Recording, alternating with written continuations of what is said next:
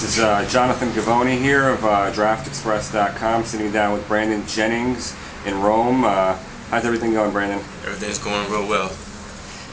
So, am I the only one that is just blown away by the city you live here in Rome? Nah. A couple other people have came down here. They're kind of blown away. How the city is. What kind of response have you gotten from the fans so far? Is it all about soccer here in Rome? It's all about soccer. Yeah, I guess you could say that. They're big basketball fans too, though.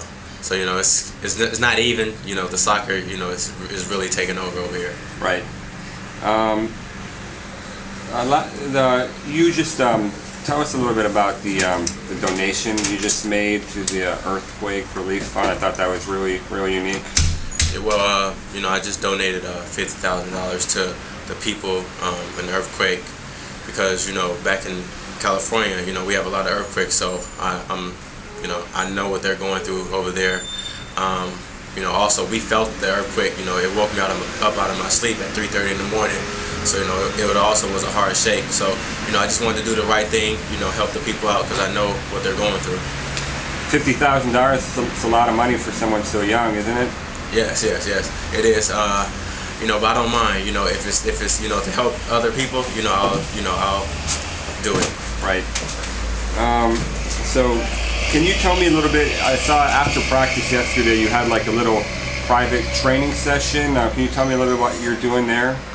Yeah, yesterday during practice I had a training session with one of my assistant coaches. I've been working with for the last 2 months now on my shooting. Because I gotta have my shooting tight for the NBA. So we've been really doing a lot of shooting drills, pick and roll situations. We probably get about 500 shots up a day, morning and night. So he's just been a real big help, with me so far. So that kind of individual work, that's not probably something you can get in the NCAA, for example, right? Probably not, because I'll probably have class. So I'm able to be in the gym more, now. Right. I wanted to talk to you about, speaking about your shooting. Am I the only one surprised that your percentages, your three-point shooting percentages, are so low compared to how you shot the ball in high school? No. I know my percentage is real low. I really don't play as much. I'm not really comfortable when I'm really out there. So I'm not really in a rhythm as I was in high school. In high school, I just, basically just, went out there and, played all the time. So out here, it's a different type of game. You got to get your teammates involved more. So, I don't really have the same rhythm as I did in high school. So I'm more of I'm back more as being a key point guard. I take shots when I can, but, it's not really, how, it was in high school. Right. So, but hopefully, that'll change once I get to the NBA. Right. Have they been working with you at all on your shooting mechanics? Have you altered anything from recently? Yes. My assistant coach, as I said, we've been working for 2 months. He has me extending my arm more when I shoot. Straight up, straight down. Not too much fading away no more. Just keeping it on balance. Not turning my hips a lot. Have you seen a lot of results out of that? Yes, I have. Especially in practice. When I'm working out. I'm making a whole lot of shots now. I'm making 30 in a row, 40 in a row. So it feels real good. I'm more confident now. Right. Let's talk about the defenses in Europe. I was just watching some film on you, and I was surprised to see how much contact they allow on the perimeter in terms of hand checking, throwing your elbows around, stuff like that. How have you been able to adjust to that? At first, it's kind of difficult because, I'll come down the court, the guy's just, he's just riding me all the way down the court. But, now I'm used to it. So, I just do it, I just do the same thing they do to me here. It's a lot more physical than it is back in the States. You can do a whole lot. You can grab, you can push, you can, do it, whatever. So, I'm used to it now, so that's just how I play. Do you feel like that's going to make you better, just being able to get through a season like that? Yes. I'm more aggressive now on the defensive end. I think my defense has gotten a lot better than it was before when I first came. I'm able to fight through picks better. I'm able to, get through screens. I'm able to, play better one-on-one defense. So I think next year will really help me out. Right. how close have you gotten to just saying forget about this? Let's say after the Cantu game, for example, when you didn't play with a GM in the stands. Does that ever cross your mind, quitting? No, not during the Cantu game, but before that, I think probably in November, when I wasn't playing as much, just dealing with practices, just dealing with not shooting well, just dealing with everything, the whole lifestyle.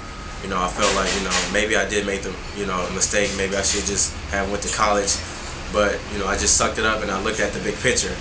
How it's just going to help me down the road with my career. And now we're here in May and it's almost over. Right. Tell me about your relationship with Sonny Vaccaro. My relationship with Sonny Vaccaro, I've been knowing Sonny Vaccaro since I was in the 9th grade.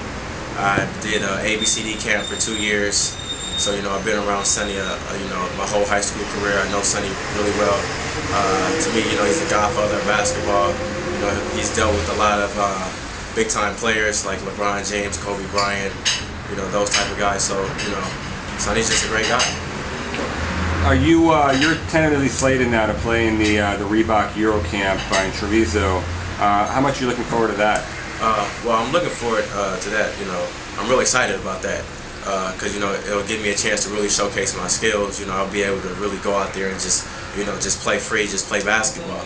So hopefully, it all just depends on how far we go in the playoffs. Do you feel like you have something to prove to the NBA guys who maybe weren't able to see as much of you as they would have liked during the season? Yeah, well, I always play like I have something to prove. My stats really not showing as well as other players that's in the draft. Their stats are really high, so yeah, I think I do have to prove myself. Right. Have you been studying the art of flopping even after the most minimal contact, the Euro two-step, jumping off the wrong foot, going up for a layup, and any other tricks European players are known for? The flopping, yes. I do the flopping a lot. The Euro steps, that's kind of, it's kind of hard, but I'm still working on it. Right. There's yeah, I guess you could say just the flopping. That's the main thing I got down packed so far. Right. But are there some things that you've been able to add to your game, some unique, European moves that maybe you didn't have coming out of high school? Yeah. Like when I'm in the lane, I get to the lane, I one hop, drag the foot, that type of stuff, in the lane, just to get the bigs off me. So, I know a couple of things that will help me. Right. How does, if you could go back to your Oak Hill and AAU days with the experience that you have now in Europe, what kind of player do you think you would be? Wait, can you repeat that? If let's say you could take everything that you've learned this past year and go back a year and play AAU in high school, how did you think you would be a different player? Oh, I'd be a way better player, especially on the defensive end. I think, I'll probably be the #1 player in the country. Just having a year to play with grown men and mature. Right. My game is so mature now. I don't, I'm not, I'm not in my high school days anymore. Right. If you could rewind the clock to the summer, what would you have done differently in terms of picking the place that you decided to play? Whatever. I think I would have, just weighted my options more. I think I would have visited other countries. Right. Instead of just coming to Rome. I think I would have went to Spain. I went to Greece, or would have went to Israel. I think I would have just took on the whole visiting thing. Just explore everything. Yeah. What other teams were interested in signing you? There was a team in Israel that needed a point guard. A couple of teams in Spain. And that's about it. Right. Where would you be right now as far as surviving in Europe without your mother at your side here? Probably be back at home. My mom and my brother, they're a big part of this whole deal. So, without them, I'll probably be back at home. Right. That's part one. I'm gonna